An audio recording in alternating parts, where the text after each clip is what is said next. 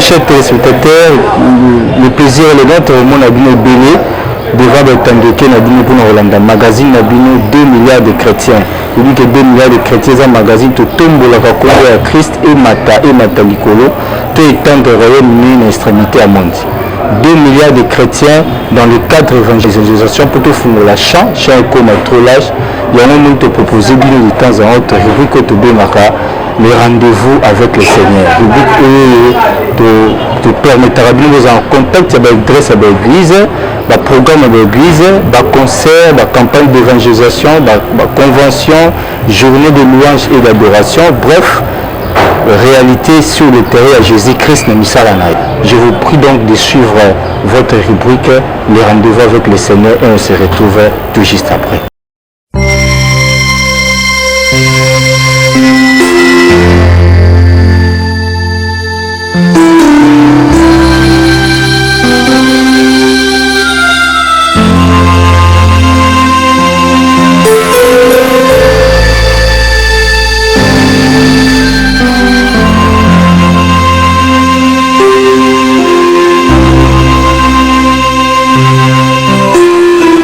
Ce peuple de Dieu, l'ambassadeur de la parole de Dieu, et Nazali, visionnaire, il y a Église, ambassade de l'Éternel, et vision Nabiso Ezali, et de chercher les armes perdues pour les faire entrer dans le royaume du ciel. Église Nabino Yango, ambassade de l'Éternel. Dans la commune, il y a Ngaliema, na quartier Mamayemo. Avenue Kiapo 54. Ce que Nanzela il y a DGC, bakokitio na deuxième antenne, arrêt antenne deuxième nango, okokati sanangambo troisième parcelle, et si avenue Kiapo 54 ezali, okoti okomona église na yope, église na biso ambassade de l'Éternel. Outa soki litengel, ozui kaka pompage, okomi na pompage, okoki komata même makolo parce que eza pembeni. Mbala moko okokoma na arrêt antenne. Et pas na yo mututi pompage eza première antenne. Au kitiwana, au katisi toujours nangam, au komona église na biso, église na bino ambassade de l'Éternel. Programme na biso ezami boyoyo mutolandi biso lelo, yo banda kolanda biso tango nyonso. Et tozalaka na lundi il y a prière au tobondo la rapona famille. Ezali 16h30 à 19h. Wana ezali lundi. Tozali na jour mususu ya mercredi auto sambelaka to sanganaka église mobimba auto bengi bino boya ezali jour ya enseignement ezali mercredi auto yaka kozwa connaissance ezali na jour ya jeudi ezali jour ya consultation prophétique parce que ezali église ya molimo wana ezali de 9h à 15h donc ce qui ngongeleki moi ezali susute tozali na vendredi oyo tozali na prière na biso ya délivrance nyangonga toujours ya 16h30 tozalaka na prière na biso ya délivrance mokola samedi kozanga te à partir de 10h30 ti 13h30 nde tozali na prière na biso ya guérison to ya purification na bonde la kakaka pona batu ya maladi dimanche ndenge bible lobi ezali mokolo ya bopemi et tozali na culte action de grâce louange et adoration na tobandaka culte na biso na 9h numéro nanga ezali plus 243 82 440 48 41 plus 243 82 440 48 41 ezali pe numéro ya WhatsApp. De retour dans notre plateau 2 milliards de chrétiens, place où il toujours côté à côté vraiment si vous dans la chambre pour te découvrir pour Nabino un homme de Dieu, c'est le prophète Flori Ngoma Wadi ou Toyambelbino, c'est le prophète visionnaire de l'église les soldats de Jésus-Christ. L'homme de Dieu Mbote. Mbote, papa journaliste pour Moussel Nanzambe. L'homme de Dieu tu es pas naïf. Oui, merci. Vraiment, tu es dans l'église les soldats de Jésus-Christ. On a signalé aux téléspectateurs qui t'aiment toujours le de la lélé. Les alliés, les vraies églises de Dieu sur la terre. L'homme de Dieu, toujours l'église, les soldats de Jésus-Christ. Yesu Christ peut avoir ma pinga na il pour les soldats. Amen. C'est par là que nous vraiment moqué nous tunywana. Ola le bibo kende bino nyonso na mokili mobimba. Bosala bo ya ngai ba yo ko ngai. Boti ya bango sango ba. bobandana Jérusalem bobima na Judée pe na Samarie pe bisika nyonso na mokili bien aimé basali biso basali na nzambe nyonso ozala na batitre ndomi tomipesa na se na moi batitre oyebani pe oyebani te biso nyonso toza basoldat de Jésus-Christ mpona mission muna etinda moko kaka tokende tosala bayike basali na nzambe ezali oyo etinda okola tindi biso nyonso so otali biblia mobimba eza na esika te kola pesi moto mission mosusu abokende bosala bango basali na nzambe bakomba baoyekoli na ngai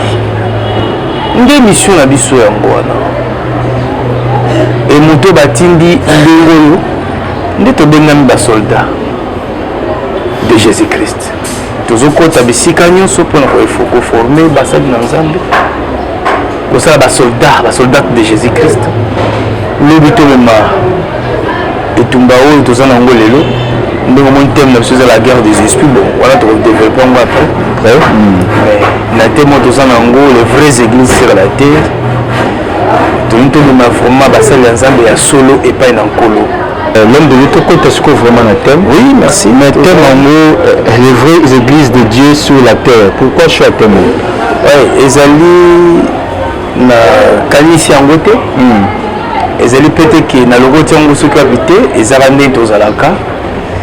Obuki lelo nazara na uti mosala. Na biki na pe maman moke kolo aye azungai. Dans sens il y a vision quoi.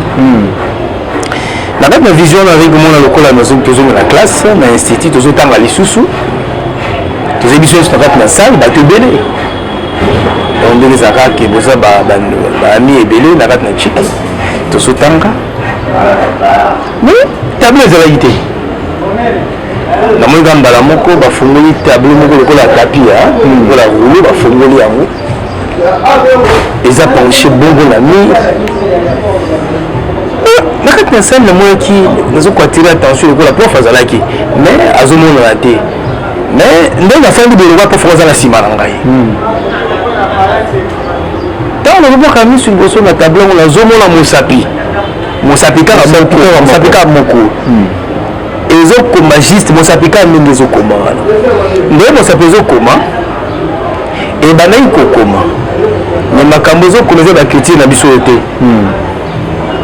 ezalaki lokola mwa banzete mwa banini ezokende etengama elala etelema tusala na kati ya misali na kati na écriture ezalaki na 3 phrases phrase ya liboso prof na nsima na tozomona ye te mais abisko tobanda koexplike na minoko nyonso abi tozobanda na aramayen aramayen ezali monoko koloba biso yesu kristo abandaki koloba ambo wana nga mpe natunaki mpo nayebaki eza nini ndi koexplike ti ekomi na anglais nayoki yango na français na lingala nayoki yango na kikongo ainsi de suite eleki deuxième phase ndenge moko troisième phase ndenge moko la première phase nde tomonaki ntango tokomi na français les vraies églises sur la terre wana na phrase ya liboso wana bekomi wana les vraies églises sur la terre ezali kaka 7,75% ya pamba alors na salle mobimba mawa ekotaki omoni nde toza na classe bana nyonso ya classe eningisaki bango omoni salle mobimba vraimen ekomaki na titide moko ozomona ya bien te ya mawa deuxième phrase ntango ozo explike yango ezalaki les églises de commerçants ezalaki 63,84% les églises de commerçants anglais français kobandaka minoko mosusu wana troisième phrase eyekobima les églises du diable et Satan 28,41%. esalaki mpasi makasi na kati ya sale wana monike bato nyonso na kati ya sale wana bazalaki vraiment vision na ekoleka mais ntango nazofungola miso na nga nazali na chambre na nga likolo ya mbeto nazotala vision oyo nga nauti kozwa namoni yango soko na mire na ndako na nga comme ça wana oza so na vision te vision sikoyo mais nalamuki mpe nafandi na mbeto me nazomona yango yango nabi te nalambusa molongani na ngai mama pasteur mama ange lambuka tala makambo atieli biso na mire avec vraiment fatigué là c'est reposer nga no lambuka omona leta nazolambuse wana parce que ekotala monga moko sikoyo nabi nalambusa ye na balolelo bisika yalalaki ntango tozotombeleli biso mibale nalakisa ye ezalaki su te en fait alobi bon oko eza ndenge wana namoni abizo nakita na mbeto nazwa bik na papier okoma makambo oyo ayelinga papier na bik abikoma oyo retenir ntango akomi wana esili falaki ye mpe azongani na sanite azongi ntango nazokoma ye azongai neti na pongi aya moma donné afali na kwa mbeto kuna ntango atuni osilisi ngabi na osilisi abine est-ce que tokosolola tokopartage likambo oyo ozwi na vision abi oui effectivement eza nini bandi kotalisa ye ndenge première phrase ezalaki liboso na osali ndenge ezalaki na ndenge mosapi ezali kokoma na intention ya prof na nsima na ngai malgré azali komonana te na tous les trois phrases ndenge ekomamaki première phrase les phrases ekesiyela te oyo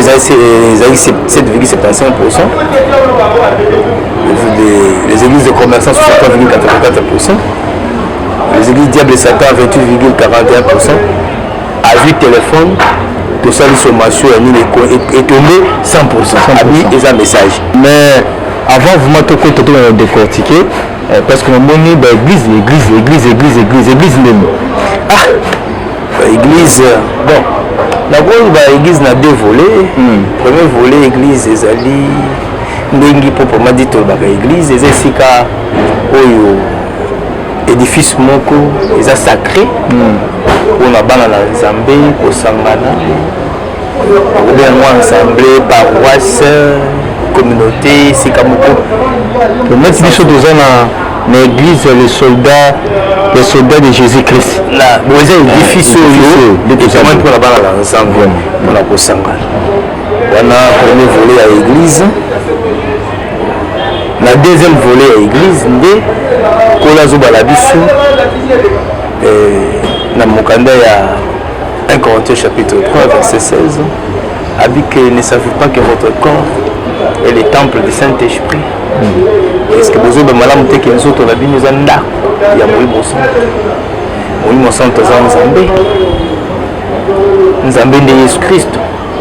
Ndako na eza nzoto na ngai na yo esika ye alalaka esika pemaka omonaki biso nyonso bachrétien toyambi yesu kristo kwa mokonzi mpe abikisi malamu puis somme 103 na deuxième verset sobake kolo alata poli lokola kazaka aza enveloppé na lumière oyo aza enveloppé na lumière eza yesu kristo afandi na mitema na biso tala yo moko combien oza lumière combien ndenge ofandi wana combien oza lumière les vraies églises eza bao batie yesu kristo kati na bango mpe bazotambola ndenge Romains chapitre 8 na premier verset azoloba totambola il n'y a pas la condamnation à tous ceux qui sont à Jésus-Christ so kitima moke na se na ba4e verset omonaki baoyo condamnation eza te bazotambola na molimo eza na bamisu bayamba yesu kristo bareyambaka kaka bapengwa babebisa makambo na nzambe me batikala kaka na eloko na nzambe kombo ya nzambe na monoko me eloko na nzambe ekenda donc celui qui comprend bien l'homme de Dieu église eza édifice tokozwa édifice toza na église des soldats de Jésus-Christ église mpe mosusu eza motema na cadre du temple de temple mobimba Saint-Esprit eza église ndenge ofandi boye eza nga te nalobi te tazoloba eza nga te mais c'est que la vraie église ezalaka oui la vraie église ezalaka donc soki mpe ezali donc la fausse église mpe ezali oui effectivement ndenge ozoyeba wana eza ndenge nini bon total ici bavrais église ezali baoyo bazobika na kotambola kolandisama nkolo na biso yesu kristo bafandisi message ya nkolo bazotambola ndenge nkolo asengi biso kobima libanda te kokweya te kotengama te tout droit ndenge nkolo asengi biso totambola bafausse église ezali moto ayamba yesu kristo mais lobi apengwa na ye azongela mokili eza fausse église eza église ya solo te tozomona meme basali na nzambe ebele tozotonga te tozofinga te biso ofinga basali na nzambe te totonga mpe basali na nzambe te ndenge nkolo abengela bango nayebi te moto na moto aza na ndenge nkolo abengela ye ndenge nasololaka na nkolo nayebi te ngai jamais nakoki kofinga basali na nzambe mpe kotyonga bango te mais eza na esika pene eza likama biso basali na nzambe totengemisi mokili makasi bon ah oui wana ya biso bosolo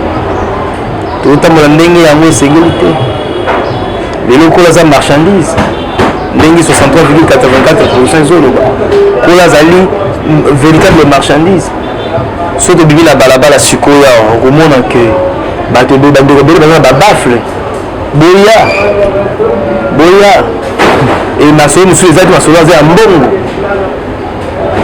bazopanza sango lamu no tokende partout papa kende fanda wana tokende kaka ti kende fanda bateaka sango malamu te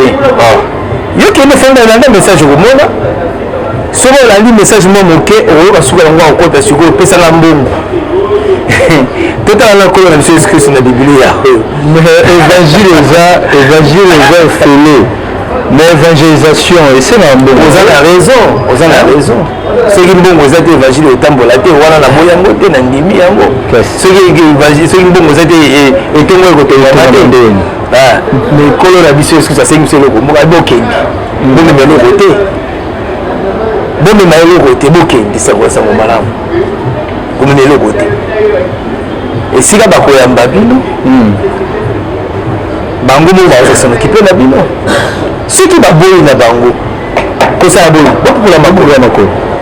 mboka wana ekozala traité koleka Sodome na Gomore wana eza ndenge nkolo kopesa bango etuni yo kende kaka sakola kaka sango malamu soki moto akanisi yo akopesa yo papa eza batinga maumbu ne pamba te esika kokwela basali na nzambe bazali bana na nzambe bazali bato na nzambe mpe bazali mokili azali akopambola yo kaka soki bapamboli yo tokobiloko te patron azali eza jésus christ ye moko aza patron akopambola yo tozolobela les vraies églises les vraies églises ezali papa bavrais églises ezali baoyo bayambi yesu kristo kwa mokonzi mpe obikisi malamu bazotambola kobanga nzambe papa kobanga nzambe na sa moyo eza baza mingi te bazobanga nzambe totala nde bato bazobanga nzambe lelo baza ya kotanga bato bazobanga nzambe baza ya kotanga tozoboya kolobala kisasa mambo ebele awa parce que lobi ekokoma makambo ebele mais toyebi bato bazobanga nzambe baza moke baza ya kotanga moko oyo babangaka nzambe so tokela mokanda ya Timothée chapitre 3 banda ba premier verset banda kotala charge ya mokambi ya église wazokamba ngomba kobanda na évêque babi fo azala mwasi moko mpe amipesa na masanga te aza moto abandi koyeba kolala kokamba nano ndako na ye ndako ne ekambama malamu yango akita na lingomba mais lelo tozotala bakambi oyo bayaki liboso na biso tozotala baoyo toza na bango lelo nde batambusa mosala na nzambe moni bana nzambe ebele bazongi nsima pour la nini. Et ça, Belé, la campagne d'évangélisation, c'est ça, ouais. Belé, ils ont continué toujours comme ça, là, ils ont ma casse. Tu l'as qui va dans le Zambé, Boya, n'a pas autant. Nous avons pas salé la bino, boy. Et Belé, quoi ça qu'on dit, moi? Aux autres qui évangélisent, vous pouvez faire l'évangélisation, vous pas c'est une mission évangélique. Aux autres, papa, sur les mal, tu sément et Belé, tu es le côté. Ils sont dans mon ensemble, papa, nous avons la raison, mais tu es Belé. Mais tu as les pauvres. Tu as la pasteur, tu as la coma. Tu as la pasteur, tu as la coma. Tu as la coma. Tu as la coma. Bato ça banda ko étage bato ça biso mituka bato ça biso nyonso wana na la komisa ensemble ni kambo ba kolo merci obenga na musala na yo uta bo mwana mais oya munene na komisa ka ensemble atika ngata pesa nga musala ata musala ngoya malonga te mais na sala ka musala sika na zo 1 franc pela za mandi ate oh ya solo na zo bisalo de yozana temple ate na sala ka musala ba temple ba homme de Dieu à temple bazali yozana temple toko mawana papa mukolo église azali Yesu Christ patron et patron patron la patron so oye tongo tipo kokuta ngaya mais nazala tala kende musala na bongisa horaire na ngai pe ngombe bike mukolo te papa za na église mukolo te aza na musala mais so ko l'église okuta na mikolo nyoso l'homme de Dieu nazo katum tu vas vraiment thème surtout développer makambo wana mais na nina zonga pena parce que na révélation na zonga na vision oui parce que nzamba la kisio les églises les vraies églises de Dieu sur la terre à la kisio après sur un pourcentage même la pourcentage à la kisio les églises commerçantes à la kisio les églises sataniques mais nous savons seulement commentaire wana sous vraies églises oui vraies églises attendent wana rubanga nzambe tout ça église commerçante na satanique wana commerçante et amis ba église c'est ça la lumière to comprendre ah oui toujours même na église les vraies églises na belango ba Pierre ya Jean ya Claude tout ça là na kati ya mbongo wana pour pas passer mbongo passer on passe pas passer pas mbate bazo passer na mosala oh yazo sala mosala ni ya butu ya kolongola bilamba na tongo ya lati bilamba comme moteki na wenze dans la temple en jamais déjà suyer moïde pai azoteka biloko ya baninga bandeko na ye moninga ata badeplace azwi mbongo wana yida ti epai na ye tokela bakartier mama elingomba mokambi kotoka mai na pompe na ye te kofinga kotonga kochola ya ndenge wana me aza mama elingi mokambi mpe omoni bo mama paster présidente ya chorale ainsi de suite et tout ça là tala les églises de commerçants ndenge etondi na se na moi bato babebisi réputation ya nzambe bacommerçant oyo na bapagano na bana nzambe ezoyebala te nde naza mwana na nzambe mbutu mais kona na biso mettre la différence entre ceux qui me servent et ceux qui me servent pas vraiment donc bao basala ya nzambe baza moke omona bakana ezaleli kaka bobi waza mosala na nzambe donc même na baquartier omona ke tali kaka waza mwana na nzambe aoya vraies églises la vraie église au moins dans le bangaka ensemble biloko nazoloba oyo okutango mpa na ye te mpa na ye te témoignage ya solo bazina na quartier na Jérusalem nano basala nzambe ebele ke mpa na bango batémoigne kende oyo batémoignage mpa na bango okima bato makasi mais ntango kola bengi yo ata nazalaki soki nani makambo esila etikala mais oyo nga nakona image ya sika nakobolakisa na bato balanda ngai ntango bazolanda ngai bazokuta nkolo yesu kristo kati na ngai tokomi bameme vraiment tokomi kotalela nkolo mosali ya nzambe ya solo azali oyo alandi nzambe mobimba na mobimba na ye nyonso aza mpo na éternité mosali na nzambe azala mpo na éternité azwi bonzambe nyonso akotalisa yango libanda yango nde ezalemi ezobika na ye mais tout le monde a commerçant. On a été ça qui est bandé comme ça, bini boyo komona. Ba bafle tanda na bansela. Osanga sa ngala mwa moke bela ngambo. Bela ngambo na sala bilembo. Bilembo. Surtout comme on a vu sur le prophète na comme banga o makasi. Na za oui. Na comme banga na ko ko na soni. Pour bateau ni sto ba na kisasa. Lokola banganga. Le bazala prophète. Le bazala prophète totanga te tozala pembeni na nga kaka waso matima moke a. So ngobi ma DGCA. Mais ndeko mo wazawana aza soki prophétesse soki nani nozomona makambo azosala eza pasi eza pasi oza posa mobali kende pa na ye oza posa ya koteka kende pa na ye oza papa moto oyo ayamba yesu te ayebi kutu nkolo yesu kristu ndenge azalaka te biso na kisasa nde tobotami ya yesu toyebi toyebi mimi toyebi tozokola tita wabengi kola bengi biso toyebi nga aza mwana prophète naza mwana prophète mosala oyo eza banda bomwana ya des fois na kima yango kutu naza kolinga yango te nga moko na dérange basali na nzambe makasi moni bamatanga boye nakoya boye nazotyela babele na poche nazobendela na bilamba me mwana mosakoli monene na kati Congo ya bato bayebika l'homme de Dieu to église satanique les églises sataniques ezali ebele kutu kosakana te biso toza pourcentage ya mokie 7,75% ya biso pourcentage ezali otindi mwana na yo mbula mobimba na ekole na classe na institut na suka mbula mwana opesi na minerval no ebele na ba séjour ozokopesa bambongo ya transport tout ça là mwana yeli yo 7,75% bamba na monde entier papa message oyo nazobisa yo basali na nzambe ebele baolandanga na Kinshasa eza na bamisusu nzambe ayokaka bango batuna nzambe soki nga nakosi soki nazokosa batuna nzambe akoyandola bango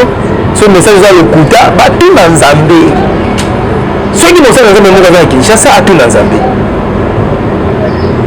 les vraies églises sur la terre nazobeta se te namonaki mosapi na nkolo kokoma mpe nayokaki prof ye moko yesu kristo azoexplike mpo na ngai na koloba bongo soki eza mwa jeli na nzambe soki ezali molimo na nzambe ezaka ye moko nzambe ezaka 7,75% 7 pamba soki otindi mwana na yo ayezo 7,75% na suka mbula yo na makanisi osalemi etant ndenge mokili échoué combien basali na nzambe toza na bango na se ya moi combien basali na nzambe na se na moi combien oui pasteur toye na église satanique église satanique eza baoyo balandi mosala ya diable satan ye moko patron na bango ndenge na sens que moto alingi azwa vie na ye amoniki epai yesu kristo ezowumela akinomona bato mayele mibale oyo bazosala basecte toyebi eza contraire ya nzambe boye epai na biso tokopesa bino misolo bazozwa batalismano bazozwa balivre porte bonheur neti mosusu akotika porte bonheur na ye awa parce que azolia bato ezoboma bato toza na ye na église awa soki na émission ezoya obengisa ye moko akotémoigne parce que na baporte bonheur na bango fei moko soki atangi yango eza kobimisila ye $50,000 $100,000 fali yango na mokolo moko esila alors ekomaki vraiment excès mpo na ye emoni esika kokimela eza te libota momi ezosambela ekomaki kosambela baluki na baéglise akokwea na les soldats na temps ya basoldat jésus christ tokanga na bademo wana bango nyonso tomaîtrisa bango kolatya loboko likolo na moumbu wana akoma leye mosali na nzambe donc alongwa kolonga la vraie église donc mais témoignage na ye soki eza somo vraiment na église satanique abomi bato asopi makila asilisi libota na bango ati lelo kuti libota mosusu balobisaka ye te bayina ye makasi mpona misala oyo yasali voilà c'est vraiment ya kolobeza ebele mais loko eza ya télévision toboyi na biso koluka makambo na bandeko mosusu na Kinshasa toye koluka makambo te totelemi mpe basali na nzambe te mais tozolobela biso basali na nzambe mpe bana na nzambe tozonga na nzela kanda na nzambe eza pene yango na nini mpe nakoma mpe nalobi les vraies églises de Dieu sur la terre 7,75%. Voilà. Les églises commerçantes sur la terre 63,84%. Les églises sataniques sur la terre 28,41%. Total bien ce PC 100%. Mais pourcentage où il y a les églises chrétiennes, les hommes qui ont demandé maintenant on va être responsable. Le pasteur va dire une parole pureté ou bien peut-être va dire fidèle va dire pourcentage est tellement muté la responsabilité aux Anglais. Ils n'ont pas le pasteur, pas la Bible de Dieu ou bien par la biso fidèle toujours mettre en pratique en bas de la merci. Mosel Nanzambe et journaliste. Nous sommes Mosel Nanzambe. Merci madame Baxi journaliste pour ça Mosala Oyo. Dans sa malam na itando ike. Papa na ina episode ko moko. Basal Nanzambe to exinza beso. Ceux qui demandent que tambola ndenge ya malam pour la qualité ya bana Nanzambe. Lelo peut-être 7,75% elinga komata nzambe ke makasi nzambe akoeshue nzambe aeshuaka te tala mokili eshue bapesaka nzambe raison ntango abomaki mokili ya liboso kaka azwika 8 personnes tala 7,75% tala mokili ya liboso azwika 8 personnes ntango atomboki na Sodome na Gomorrhe combien de personnes kaka lote na bana na ye mais lelo yesu azoya kozonga tokomi na temps de la fin bilembo nyonso kola alobaki yango tozovivre yango tozomona mais biso basali na nzambe tomiyebi na bino batata na biso na biso bana boboti na baleki baza nsima na biso nyonso tomiyebi moto asala sambe aza te bayebi nde baza wana bamitala malamu bazoteya parole pure te liloba na nzambe ezoteyama ndenge ekoteyama liloba na nzambe metan mwana ya kokuta yo papa na kati na bar akuti oyo ya basi mibale misato mine akuti esike bato bamela masanga mitala paster na biso kutu bongonga bango kuti babulisama bango babengama bongo ngai suivi totala biso moko na bapapa na biso combien de suivi basalaka combien de suivi ya basalaka suivi na baoyo baza na eloko nde esika bapapa ndenge biso mpe nga nasalaka ngo te eloko c'est-à-dire eloko moto aza na mwa bozwi kuna nde na kozwa te bongo aza na ye na nini te or na les soldats eza bongo te ala biso na basoldat de jésus christ tokɔtaka bisika esika bitumbeli esika tozokɔta donc église oyo nabeta yango tolo te ezali soki oyo ye akomi soldat tozoteya yo po bongo ya libota na bino soki oye awa oyeba kosambela to oyeba kosambela oyebi koteya te okoyeba koteya obangaka nzambe to koyeka oyekola kobangaka nzambe tokoteya yo baprincipe ya nzambe tokoteya yo boya lisumu tokotalisa yo masumu nyonso ndenge ezali nyonso lisumu ya moke eza te ya monene ezali te toyebela par exemple lisumu moko na koloba ya ekobo eza lisumu eza bazokoba masumu nyonso nde masumu nyonso ezali mais tozonga neti na babiloko ya kolia omona ngai na ndunda na matembele na bilolo eza na baserveur moko te moto aza na oyo aye azopesa ozomona eza mpe na elengi na ye lisumu nyonso ndenge moko mais eza na masumu ebomaka na oyo ebomaka te eza na masumu ezokotisa mabe na bomoi na moto eloko ekobo te ekobo ezokotisa molili so moto asalaka ekobo mingi soki asalaka mosala nde ekokufa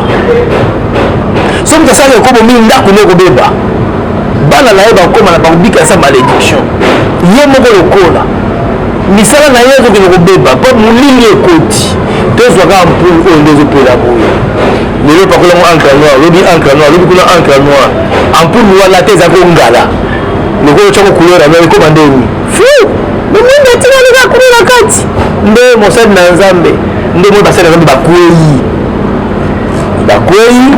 bakomi kotelemisa bagroupe ya intercession etelema makasi mais je pense la première manière véritable intercesseur ya makasi mais lelo nga nakela lela nga na meli nanga bino boya intercede kuna renforcer intercession ya makasi nga nazovimba nga nabotama monene eza te ke peut-être te ngai te mais soki oye basoldat bakoyebisa yo ke papa na biso azalaka boye bongo oui bapaster bazali baprophète bazali lokuta bazali ya malamu mpe bazali bazoteya mpe lilo bango bandimi bango moko mpe biso bandimi awa toza mpe responsable te na responsabilité maka bango te na 7% wana nalobi na bandimi mpa na biso bandimi mpe na bino biso nano mosali na nzambe ya solo famille pesa mobimba kati na yesu mpo aza mpo na éternité biso nde tozotindika bato na éternité biso nde tofungola nzela ya sali biso nde agence nde omoni agence di sali wana biso nde agence tokomi na agence ya paradis biso mpo bato bakende paradis agence ezali biso esika makambo nyonso esalama na agence oyo azwi biye ake babiye ya nzela ya sali tozopesa yango biso basali na nzambe soki na agence mafia ekoti omoi tekela kokosana ekota bato balopota badoyinana bana na nzambe baza na problème te baza na problème te so tozongi na mayele ya mokili balobi nini ya pas de mauvaise troupe ya de mauvais chef eza bongo te batroupe mabe ezala nango te kaka bamauvais chef ozomona ndenge moko epa na nzambe soki nga na lesoldat nabebisi bato baya susu ate l'homme de l'état qui est vraiment dans sous mais ngai na évité pourcentage ezosala nga mpasi 7,7% oyo 63,84 les églises commerçantes et puis l'église satanique 28,41 tokosala nini tokosala po to renverser mo pourcentage to matata tokomata na pourcentage mo de majorité tozwa ta pourcentage ya 63,84 nani komisala mosusu wana bapotana na pourcentage tosala nini nazosenga na batata na ngai basali na nzambe bozoyoka ngai nasengi moto asinika te moto mpe ayimayima te eza message ya nzambe kola alobelaka biso nyonso ndenge kola alobelaka yo ndenge mpe alobelaka ngai ndenge alobelaka yo ngai nayebi te naza na respect bebe mpala biso basali na nzambe ntango kola alobelaka biso nayebi eza bavision eza bavoir audible mpe clair mais ngai naza ndenge nzambe alobelaka nga ndenge tosolaka na bato nyonso bino bapapa elongo na biso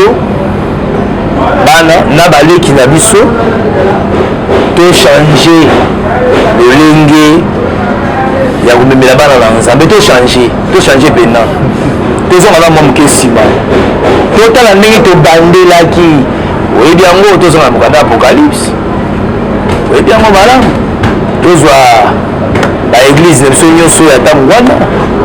ndenge apôtre paul pardon apôtre jean na kati ya bavision na ye tozonga ti tozonga biso moto teyaka yango tozonga esika okweyelaka oyebi ti oza papa oyebi na bando teyo lisusu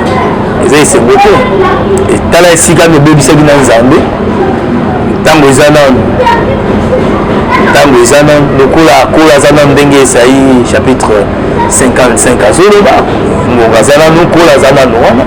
toluka ye lokola aza nano tambongisa na nzambe eti l'homme de Dieu vraiment basali na nzambe bapapa banani bayoki message oyo esengeli yo mpe na kati kuna na message message bopeseli batori mais fidèle baza vraiment branché na 2 milliards de chrétiens, aza branché, aza pasteur te, aza prophète te, tout ça, il y a kaka na église, aza fidèle au ça va nini par rapport à tel. Bien aimé dans le Seigneur, nazoko senga na yo, oza mwana nzambe. Mwana nzambe ya solo ate ya kaete. Mwana nzambe ya solo azala kondima banda kobota banaye kati na ye. Sikoyo ki sango malamu kola lobito discerner. Ba ya solo na makambo ya lokuta. Molimo na nzambe aza permanent kati na yo akotalisa yo